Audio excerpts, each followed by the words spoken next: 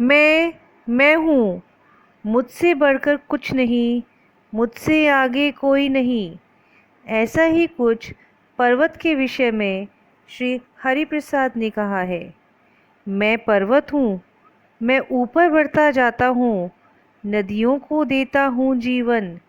नदियाँ निकली धाराएं बन, मैं खड़ा हुआ हूँ तन करके, धरती से निकला बन करके, ऊंची चोटी छूती अंबर, है बर्फ सजी मेरे सिर पर, धरती की शान बढ़ाता हूँ, मेरे सिर पर है देवदार, मैं भला सभी का करता हूँ। जैसे पर्वत को खुद पर घमंड है, ऐसे ही आज हर इंसान को अपने पर घमंड है कि मैं ही बड़ा हूँ, मेरे बिना कुछ नहीं होता। आइए देखते हैं इस कहानी में इतने विशाल पर्वत का घमंड कैसे टूटा। एक दिन एक गिलहरी एक पर्वत के पास खुशी से चहकते हुए खेल रही थी।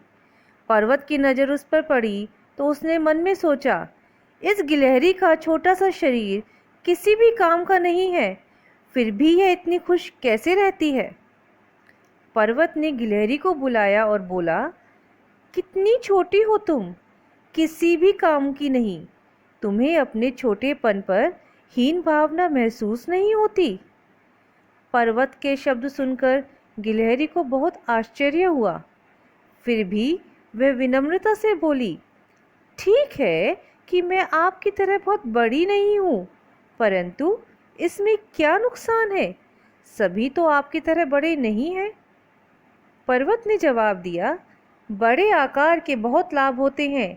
मैं आसमान में उड़ते बादलों को रोक सकता हूँ, उनसे वर्षा करवा सकता हूँ।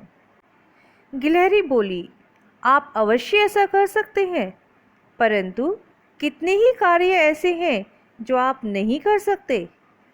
पर्वत ने पूछा, ऐसे कौन से कार्य हैं जो मैं नहीं कर सकता। गिलहरी बोली, महाशय बुरा मत मानिएगा, क्या आप मेरी तरह अखरोट तोड़ सकते हैं? क्या आप मेरी तरह खेलकूद कर सकते हैं? आप तो अपनी जगह से हिल भी नहीं सकते। मैं तो जहाँ चाहूँ वहाँ जा सकती हूँ, आपके ऊपर भी चढ़ सकती हूँ। प्रकृति ने सबको कोई न कोई गुण दिया है, हमें उन गुणों पर घमंड नहीं करना चाहिए। इतना सुनना था कि पर्वत की आंखों से आंसू बहने लगे और वो पानी पानी हो गया।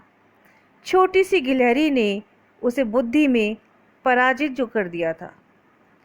इस कहानी से हमें यही शिक्षा मिलती है कि बड़ी हो या छोटी, हर चीज़ का अपना महत्व होता है।